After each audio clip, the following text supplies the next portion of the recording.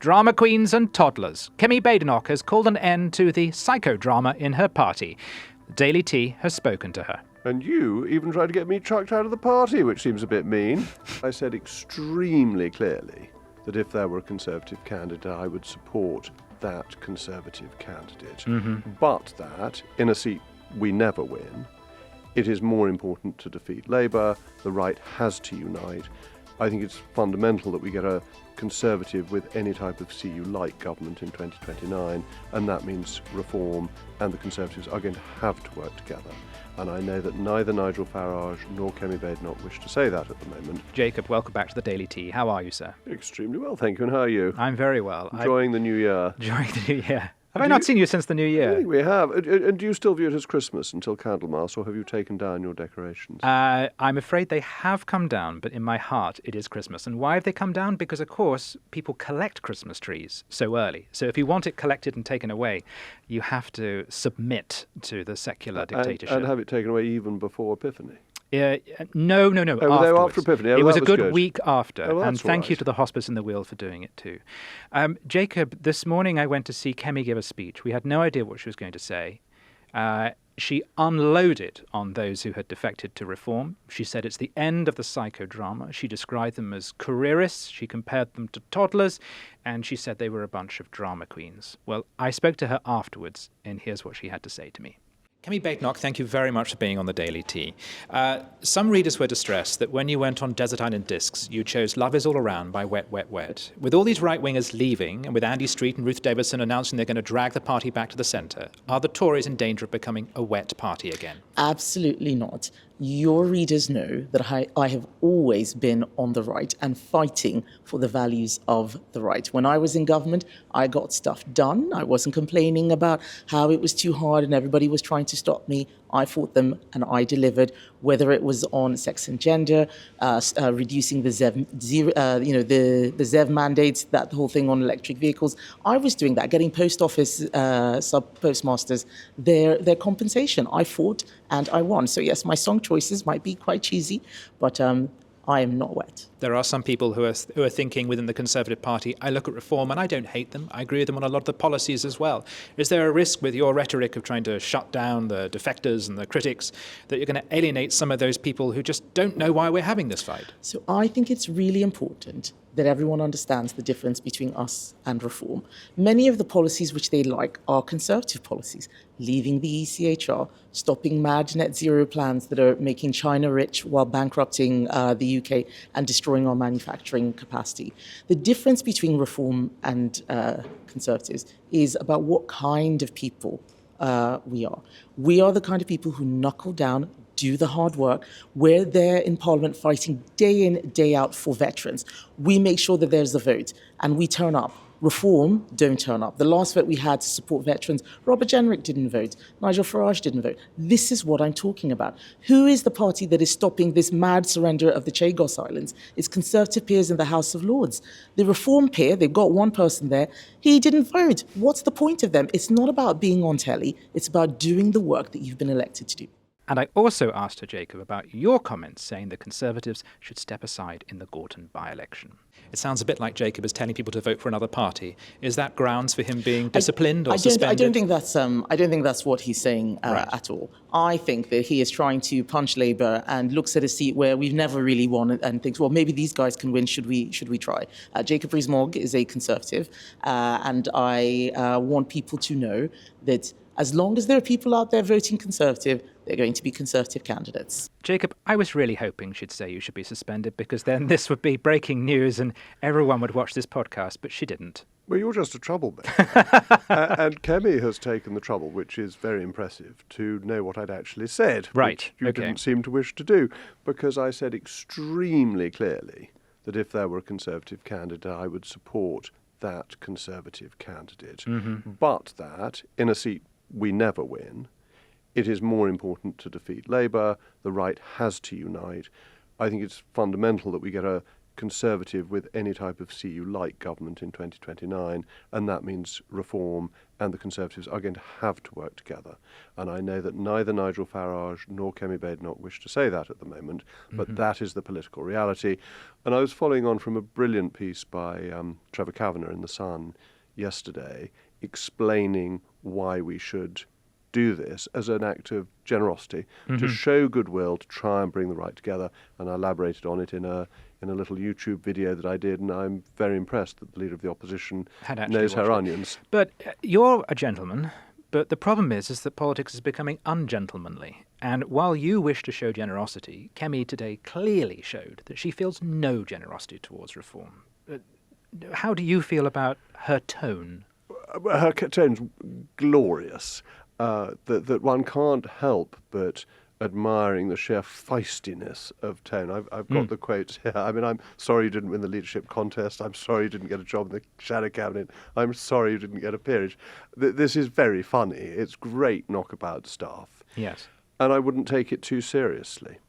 Because remember the Downing Street garden when Nick Clegg and David Cameron came together, and Cameron is asked, didn't you say Nick Clegg was the biggest joke in British politics? And Clegg pretends to walk off. And actually, they worked very well together for 5 years. People say these things about each other in opposition parties. Of course they do. But it doesn't imply a fundamental hostility. And the way Kemi phrased herself was just brilliantly funny. Yes. And does succeed in, at least I hope, bring a little bit of redness around the cheeks to some of the people who've defected. I don't think one should take the drama queens out of politics, and I don't think you can. Any more, her complaints about psychodrama, well, almost anyone who enters politics is a dramatic psychopath. That's the very nature of the vocation. And what was it Canning said about away with this cant of measures not men? If you have to choose one, it's always men, not measures. Right. It's always the horse, it's not the carriage. Yeah. And that is politics. Politics is about strong personalities disagreeing, clashing, being ambitious, wanting things. And this is true of democratic politics, it's true of monarchical politics. It is always how public life is organised. So, yes, we all say pious things about not wanting psychodrama, but we all love the psychodrama. That's why people are listening in to the Daily Tea, because they want a bit of psychodrama. If we were just saying, oh, it's all going swimmingly, Yes. marvellous, marvellous, no one would be listening. No, I think you're right, unfortunately. But you have been critical of some elements of the tone. Now, for instance, when Suella defected, someone at CCHQ put out that there were concerns about her mental health. Kemi has apologised for that. Quite right. And says she has spoken to the person who said it. But that does speak to when Jenrick and Suella went over, the strategy has just been to just trash them personally, it feels. And is that the right tone to set when you're trying to persuade people to stay in the party who are tempted by reform? Look, I think both sides have taken entirely the wrong tone. The mental health question was beyond the pale. It should not have been made, and the person who said that should not be writing press releases for the Conservative Party. I think that is a sackable offence. I think that's serious. It's almost illegal, surely. I Well, mean, it breaches sort of confidentiality. But then Not that it's true, I'm sure. Suella's speech when she defected was ridiculous. She was saying the Conservatives were liars. Well, if they are and were, she stood in 2024 in her seat proposing that she would back Rishi Sunak to remain as Prime Minister. That's not quite fair. It is fair. Because I interviewed her in 2024 and she didn't really enthusiastically endorse the Prime Minister. No, she made it clear you were voting for me, not necessarily But you're Rishi not. Sunak. Everyone knows you're voting for the party leader. The MPs are a means to an end. Everyone knows that. Yeah. People in her seat, Waterlooville, were not voting personally. The personal vote in British politics is estimated by Philip Cowley, who I respect greatly, to be 2%. So yes, 2% of people were voting for her. The rest were voting for the Conservatives, who she now says were lying at the time. That includes her. You can't entirely disassociate yourself from the party you have just left. I thought that Robert Jenrick, having a pop at Mel Stride and Priti Patel, was simply inelegant. They were colleagues until a few hours before. It's not the way to do things. That it seems to me that people are entitled to change party, But they should recognise that what they're leaving has virtues and that this is a decision of nuance, not of absolutes. Would you think Suella Braverman will be missed from the Conservative Party? Oh, certainly. She's very popular in the party, very welcome at association events, therefore important to association fundraising, and a capable public performer. I mean, okay, so when we broadcasted about this yesterday, Camilla and I received a message, I won't say who it's from, but a well-placed insider with experience of the last government who said, Tim's completely wrong about Suella Braverman. She was useless at her job.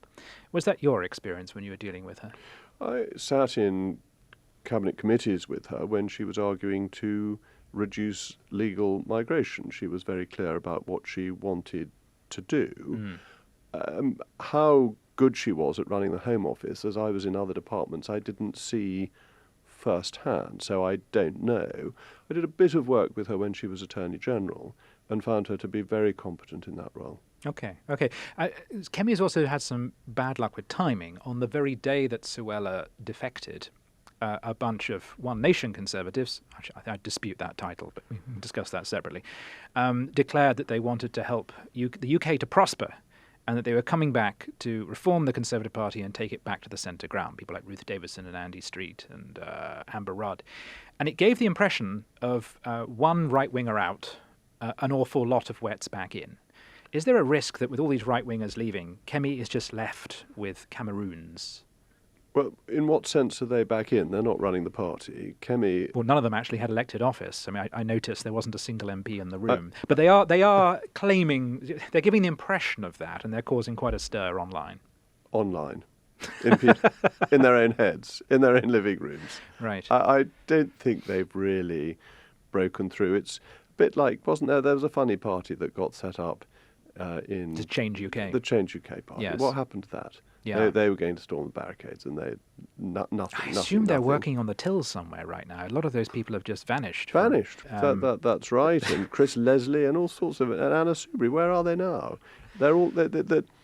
I don't think this is relevant. The Conservative Party has lost its Lib Dem wing, and that's a thoroughly good thing, because its Lib Dem wing was holding us back when we were last in office. Kemi's been absolutely clear that we will leave the European Convention on Human Rights, and I don't believe any of this middle muddle fiddle fuddle lot want to leave the European Convention on Human Rights. And if they don't want to do that, they can't be Conservative candidates. I also thought, listening to them when they were asked about specific policies, that they have moved to the right as well.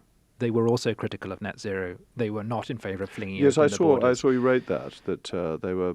net zero is mad. Right. I mean, but it's no good saying we don't think net zero should be done by 2050, we want to do it by 2055. We've just got to forget net zero altogether and build gas-powered electricity generation stations, and possibly coal ones too, because we need cheap electricity.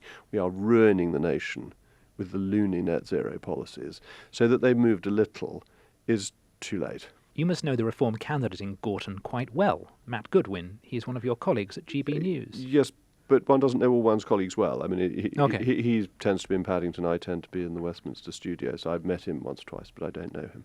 I would like to quickly play a clip from a Labour attack ad on Matt Goodwin. I was lucky enough, or unfortunate enough, to be in Manchester a few days ago, and the energy in this room is 10 times what it was in Manchester. So, congratulations. So this clip implies that Matt Goodwin was saying that he hates Manchester, that he'd just been in Manchester and he dislikes it and he's relieved to be out of there. They'd actually clipped it. He was talking about the Conservative Party conference in Manchester. This is now politics' outright lie. What's your response to that ad? This is what the Liberal Democrats do and have professionalised. You know, the Liberal Democrat bar charts showing how people are voting, which are complete invention. Oh, they're very funny. Yes. Only the Lib Dems can win here. It's a difference between 1% and 39% or something. Yes, absolutely. Yes. I don't think this is deeply shocking. I don't think this has never happened before. All these things have happened before. The thing is that the internet makes it much easier to catch people out. Yeah. So this is not outrageous, but it is stupid, because it now makes Labour look dishonest, shady, as well as incompetent. It won't help their by-election campaign. And it will also promote Matt Goodwin's name to voters and reform. My general advice is never, ever mention your opponent. Right. If you mention your opponent, you promote your opponent. Yes. And most politicians understand this. Clearly, there are some young scribblers in what used to be Transport House who don't know this. But that sort of thing will turn it into a referendum on Matt Goodwin. And he might win that referendum. But they're making it all about reform. Labour is really all about attacking reform right now. So Labour will lose and it will become a by-election between the Greens and Reform. That's what everyone suspects. It's going to be Caerphilly all over again. Yes. How do they make cheese in Wales? Caerphilly. This is going to be a rerun of that. Labour will be also Rans. Mm-hmm. And that will be an absolute humiliation for Sir Keir Starmer. Mm-hmm. I'm interested to know if you agree with Kemi that Starmer should not have gone to China. I do agree with Kemi that he should not have gone to China. I think when you're at the point that you so distrust your hosts that you don't dare take your telephone, and your former colleague, Chris Hope, even the journalists are using burners. Yes, it's extraordinary, isn't it? This does not indicate a country that we trust or have a deep friendship with. Yeah. And I don't think we should be hobnobbing with them whilst Jimmy Lai is still in prison. Explain to us who Jimmy Lai is, Jimmy by the Lai, way, because the name gets thrown around a lot by people. But Jimmy Lai ran a newspaper in Hong Kong called Apple Daily. Mm-hmm. He is not a dual national. People lie and say he's a dual national. He has only ever had British citizenship. He was using the rights given to him by the Chinese and by the British under the joint declaration agreed by Margaret Thatcher and Deng Xiaoping, allowing Hong Kong to maintain its freedoms until 2047. China betrayed that deal, introduced a national security law that stopped free speech, and have put a 77-year-old man in solitary confinement for months on end, and are now imprisoning him for an extended period. It's absolutely outrageous. He is a British citizen who ought to be protected by a treaty done between Britain and the People's Republic of China, Communist China, which is not being carried through.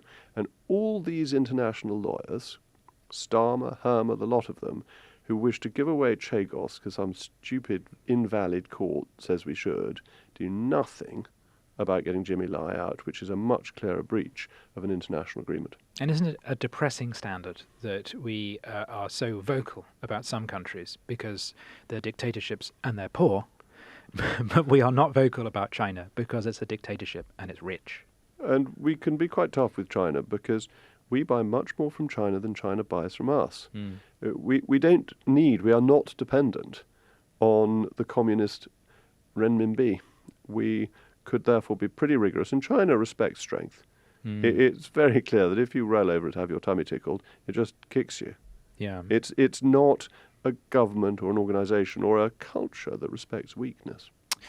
Another foreign policy issue which we've drawn attention to is Shamima Begum. Now, because of the violent struggle for control of Islamic prisons in Syria, it's possible that Begum will be freed from her detention camp in the northeast of the country. I believe that previously you have said, I don't want to get you wrong again, I believe previously you have said that you think she should be permitted to return to the UK. Is that still your view? Yes, I think if she's committed any crimes, she should be charged for these crimes in the United Kingdom and then, if found guilty of them, held in a British prison. She, too, is a British citizen. The idea she had Bangladeshi citizenship was fanciful. And the Tory government tried to make that claim. Though. Yes, but it was nonsense. She'd never lived in Bangladesh. She had... It creates two sets of British citizenship. I have no right to any other citizenship of any other country. Therefore, whatever I do, I can't be made stateless.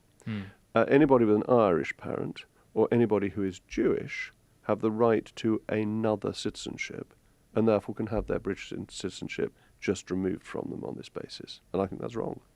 You see, Camilla is away today, which means that you're being interviewed by what a lot of people online think is a big wet. But I do happen to agree with you on this question.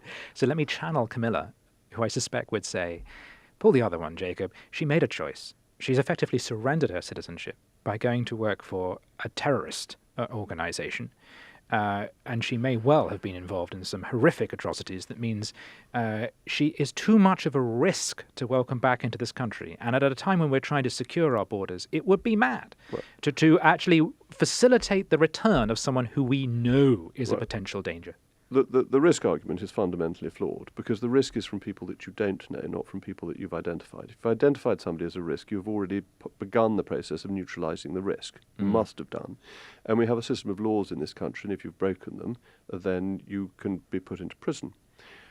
But she was 15 at the time. She was groomed. When we talk about the grooming gangs, we are on the side of the 15-year-old girls who were groomed. Oh, but there's a big difference, isn't there? She made an effort to get there to the point of leaving this country and secretly entering another one. Absolutely, but do we hold 15-year-olds entirely responsible? I know they're criminally responsible, that's the age of 10. But a 15-year-old who is groomed and then does something, we tend to take a different view of minors who are caught up in crime, who become the subjects of criminal gangs. And there was clearly a criminal gang trying to recruit young girls, offering them glamorous visions of what would happen. Do you think society should be open to forgiveness when it comes to this kind of offence? This isn't a question of forgiveness. This is a question of due process. Right. Forgiveness, mercy comes at the end of due process. Yes. It doesn't come in the middle of it. So you want to see her get it in a British prison? I think she should be tried by a British court, and if she's committed offences, then she should serve a prison sentence for them. Yes. And then she should be released at whatever time is appropriate. And then you can discuss whether it's right to forgive her or not. It's a case for saying she couldn't have a fair trial, though, given that... Oh, I've got great confidence in the British jury, much more so than Mr. Lammy, who well, if he gets his way, she won't face the jury anyway. No. She'd be... But I do feel... Oh, gosh, this is going to sound terribly wet, but I do feel sometimes that our society is very quick to judge and very slow to forgive, and an essential component of a good society is a willingness to entertain that people can change. I also think there is a wrong side of populism. That is to say, when you ask people, do you want identity cards, they all say yes. When you go through the argument about why identity cards are a terrible idea, it swings completely and they say no. And that bad politicians go for the headline yes. The headline of everybody is never let Shamima Begum back in. But most people, when they've been through the arguments and they've heard that she is only a British citizen and that she could be tried in this country and that she was only 15, begin to change their mind. Yes. And has lost children. And has lost children. She says, yes. Oh, we know that she has. That's definitely true. Right. And I think it's really important that politicians work through their arguments. I'm not against populism. I think if you're in democratic politics, you want to be popular. That's the point. That's how you win elections. But you need to at least have bothered to think through what you're saying. There is a view among some on the right, it's emerged in the last few years, and I don't want to put words in Matt Goodwin's mouth, but I feel he's possibly adjacent to this view, that Britishness is not just about citizenship, it's actually about ethnicity. And therefore, people like Shamima Begum, their membership of their country, their Britishness, could be up for dispute. So it's a more ethnic kind of nationalism versus a civic one. Do you have a response to this? I think the policy of mass migration has been a terrible mistake, and that we have taken in more people than we can easily and comfortably assimilate, and that has led to tensions within British society. But I think that British citizenship is a matter of fact, not of emotion, and that once you've given that citizenship, unless it was obtained fraudulently, that is fundamental. It's not changeable. That it's like baptism. It makes a mark on you that cannot be removed. Yes. Yes, I like that a lot, actually. That suggests a covenantal nature to citizenship, which, it's not just a piece of paper. It's not just a piece of paper, it is more than that. You are then British. You're in the family, and people can have someone in the family who's a black sheep, but they're still a member of the family. But I guess what some of these people would ask you is Shamima Begum British? Once you get to the ethnicity side of this, who is British? I mean, I think I've probably got a pretty good claim, as my family has been mouldering away in Somerset for a very long time. But there aren't necessarily very many British people, are there? And suddenly you get things coming in that, even in my own family, my grandmother was American, admittedly, with 4 Irish grandparents, so British Isles anyway. Once you make that the test, and then you say any people are British in that sense can vote. That's great. I can become dictator I'm the only one left. Mm-hmm. I don't think that's a very good idea, do you? You're nodding. This is really encouraging. No, I mean, I agree. No, you want the Mogg dictatorship. Of course, we all do, I think. I agree with you. I think the idea that there is a binary choice to be made between an ethnic nationalism or a civic nationalism, I think is false. I don't think ethnicity and national citizenship are necessarily in tension. I am English and British. There is a reality to I am genetically English, and I'm also perfectly happy to share my country and my nation state with people who are not and who can fall under this for a long time, very successful umbrella of being British. Yes, and I don't make much differentiation between English and British. British is what I say when I remember not to annoy my Scottish friends. but I'm afraid I use English and British completely interchangeably, as most English people do. Oh, we're terrible for that. But we have been a successful multicultural, multi-faith, multi-ethnic union for a very long time. And I think there's a risk that people forget that is the case, that we've been a country of Scottish Presbyterians, Irish Catholics. I mean, there was some tension there. I mustn't push this too far. You mustn't push this too far. But you know what I mean. We mustn't overstate this. We haven't had mass migration for centuries. Yeah. We've had small numbers coming in for the Huguenots and so on. But we've basically been a pretty stable society for a long time. And that's been the problem with mass migration, is the sheer numbers in a short space of time. Sorry to jump about, but there's so much that's happened. The Labour government has rolled back a bit on pubs and business rates. Is it enough?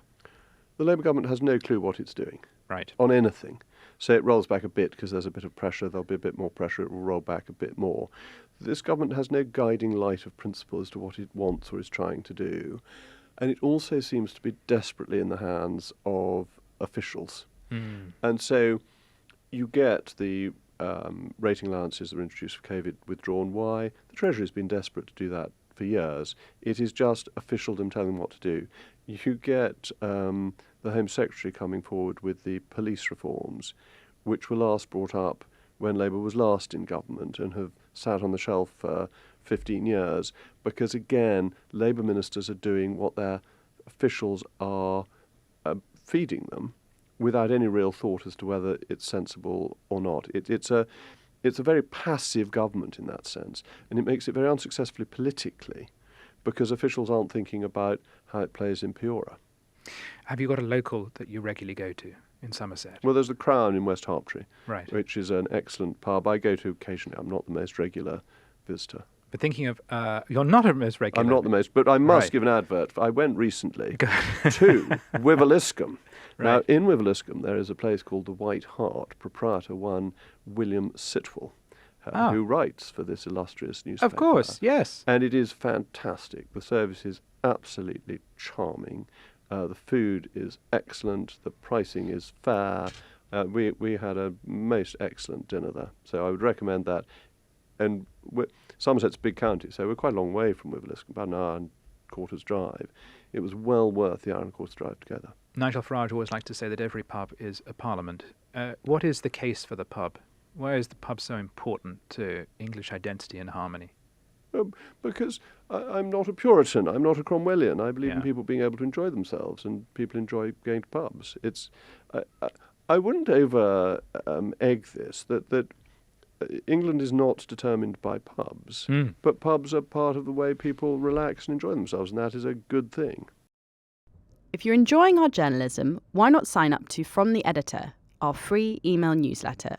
Start your day with the latest news and opinion, plus our bite-sized puzzles. Scan the QR code to sign up free today.